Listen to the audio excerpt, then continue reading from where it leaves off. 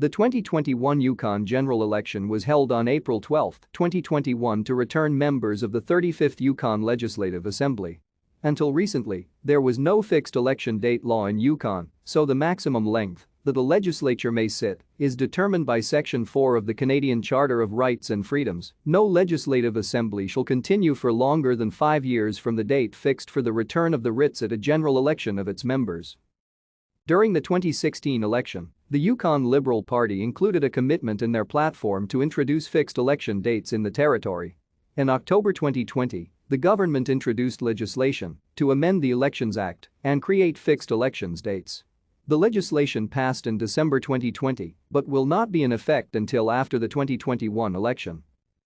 Note: the riding of Vuntut-Gwitchin resulted in a tie on election night and is pending a judicial recount, hence there not being all 19 seats filled.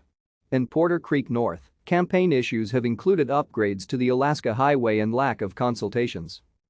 Each candidate stands in a single electoral district. Bold indicates party leaders and cabinet members are italicized. Denotes a retiring incumbent MLA. In Vuntut-Gwitchin, both candidates each received 78 votes, resulting in a tie. Thank you for watching. Like and subscribe if you would like to view more of our videos. Have a nice day.